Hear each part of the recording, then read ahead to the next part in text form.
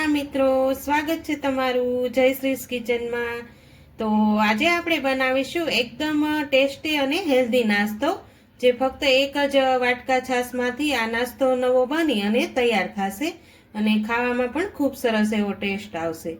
તો આપણે એક વાટકા છાશમાંથી આજે આપણે રેસીપી બનાવવાની છે। તો અહીંયા મેં એક વાટકો છાશ લઈ લીધી છે। તો હવે આપણે એક બાઉલ લઈ લઈશું। તો અહીંયા આપણે એક બાઉલ લઈ લીધું છે। હવે તેની અંદર આપણે જે એક વાટકો છાશ લીધી છે તે આપણે અંદર એડ કરી દેવાની છે। અહીંયા મેં છાશ થોડીક ખાટી આવે તે લીધી છે। હવે તેની અંદર આપણે બધા જ મસાલા એડ કરી દઈશું। તો અહીંયા મેં બધા જ મસાલા લીધા છે। એક મીડિયમ સાઈઝની ડુંગળી લીધી છે, થોડુંક કોબીજ લીધું છે, અહીંયા એક નંગ ટમેટું લીધું છે અને લીલું મરચું કટિંગ કરીને લીધું છે। આ બધા જ વેજીટેબલ આપણે છાશની અંદર એડ કરવાના છે। તો હવે હું છાશની અંદર એડ કરી દઉં છું। તો અહીંયા એકદમ આપણે ઝીણું બારીક જ સમારીને લેવાનું છે, જેથી તેનો સ્વાદ ખૂબ સરસ એવો આવશે। આપણે બધા જ વેજીટેબલ અંદર એડ કરી દઈશું। તો આપણે બધા જ વેજીટેબલ અંદર એડ કરી દીધા છે। હવે અહીંયા મેં કોથમીર લીધી છે લીલી, તે પણ આપણે તેની અંદર એડ કરી દઈશું। તમે જો એકવાર આ રીતે બધા જ મસાલા અંદર વેજીટેબલ એડ કરીને બનાવશો ને, તો આ નાસ્તો ખૂબ સરસ એવો બનશે અને ટેસ્ટમાં તો ખૂબ સરસ એવો ફ્લેવર આવશે। તો હવે અહીંયા મેં 1 ચમચી જેટલું આખું જીરું લીધું છે, તે પણ આપણે છાશની અંદર એડ કરી દેવાનું છે। તો આ રીતે હું હાથેથી થોડું મસળી અને એડ કરી દઉં છું। હવે તેમાં આપણે અહીંયા મેં લસણ, આદુ અને મરચી કટિંગ કરીને લીધું છે 1 ચમચી જેટલું, તે પણ એડ કરી દઉં છું। હવે તેમાં આપણે 1 ચમચી જેટલું ધાણા જીરું પાવડર એડ કરીશું। હવે આપણે અડધી ચમચી જેટલું નમક લીધું છે, તે પણ આપણે એડ કરી દઈશું। અહીંયા આપણે થોડીક ફ્લેવર આપવા માટે અડધી ચમચી કરતાં પણ ઓછી હિંગ એડ કરું છું। થોડોક ગરમ મસાલો પણ એડ કરું છું। તો અહીંયા આપણે બધા જ મસાલા છાશની અંદર એડ કરી દીધા છે। હવે પહેલા આપણે તેને સારી રીતે મિક્સ કરી લેવાના છે। તો આ રીતે હું બધા જ મસાલાને એકદમ સરસ રીતે મિક્સ કરી લઉં છું। તમને જો મારા વિડીયો પસંદ આવતા હોય ને, તો મારા વિડીયોને એક લાઈક તો જરૂરથી કરજો અને મારી ચેનલમાં તમે નવા હોય અને હજુ સુધી મારી ચેનલને સબસ્ક્રાઈબ ન કરી હોય ને, તો પ્લીઝ સબસ્ક્રાઈબ કરવાનું તો ભૂલતા જ નહીં। તો અહીંયા આપણે બધા જ મસાલા એકદમ સરસ રીતે મિક્સ કરી લીધા છે। હવે તેને આપણે થોડી વાર સાઈડમાં મૂકી દઈશું। અહીંયા મેં આપણે જે બધા જ મસાલા છાશની અંદર એડ કર્યા છે, હવે તેમાં આપણે જે માપ છાશનું લીધું હતું તે જ માપથી આપણે અહીંયા મેં એકદમ ઝીણો રવો આવે છે તેનો ઉપયોગ કર્યો છે।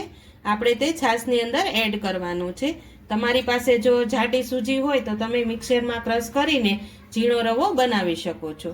તો હવે આપણે આ રવાને તે છાશની અંદર એડ કરવાનો છે। તો હવે આપણે અહીંયા છાશને મસાલા બધા મિક્સ કર્યા તે લીધા છે। હવે તેની અંદર આપણે આ 1 વાટકા જેટલો આપણે રવો અંદર એડ કરી દેવાનો છે। હવે તેને એકદમ સરસ રીતે આપણે મિક્સ કરવાનો છે। તમારે અહીંયા જે છાશ ગમે તે માપથી લીધું હોય તે જ માપથી આપણે રવાનો ઉપયોગ કરવાનો છે। જો વધારે ઓછું થઈ જશે તો આપણું પરફેક્ટ માપ નહીં આવે। તો આ રીતે હું બધા જ મસાલા રવા સાથે એડ કરી અને એકદમ સરસ રીતે મિક્સ કરી લઉં છું। તો અહીંયા આપણે એકદમ સરસ રીતે રવો ને મસાલા બધા જ સરસ રીતે મિક્સ કરી લીધા છે। હવે આપણે આને 10 થી 15 મિનિટ માટે રેસ્ટ આપી દઈશું। તો અહીંયા આપણી 15 મિનિટ થઈ ગઈ છે અને 15 મિનિટ સુધીમાં આપણે રેસ્ટ પણ આપી દીધો છે। તો તમે જોઈ શકો છો આપણો રવો એકદમ સરસ રીતે ફૂલી અને તૈયાર થઈ ગયો છે। તો અહીંયા હવે આપણે તેની અંદર અડધી ચમચી કરતાં પણ ઓછો મેં બેકિંગ સોડા લીધો છે, તે પણ આપણે અંદર એડ કરી દઈશું। તેની ઉપર આપણે થોડોક લીંબુનો રસ એડ કરીશું। હવે તેમાં 1 ચમચી જેટલું તેલ એડ કરી દઈશું, જેથી આપણો જે નાસ્તો બનશે તે અંદરથી એકદમ સોફ્ટ અને પોચો બનીને તૈયાર થશે। હવે આપણે એકદમ સરસ રીતે મિક્સ કરી લેવાનું છે। અહીંયા આપણે જે ગપગોટાની લોઢી આવે છે તે જ મેં અહીંયા લીધી છે। આમાં જ આપણે એકદમ હેલ્ધી અને ટેસ્ટી નાસ્તો બની અને તૈયાર થશે। હવે તેમાં આપણે એકદમ થોડું થોડું તેલ એડ કરી દઈશું। આ રીતે હું થોડું થોડું તેલ એડ બધામાં જ કરી દઉં છું। તો અહીંયા આપણે બધા જ ખાનામાં તેલથી ગ્રીસ કરી લીધું છે। હવે આપણે બેટરને થોડું થોડું ચમચીની મદદથી આપણે અંદર એડ કરી દેવાનું છે।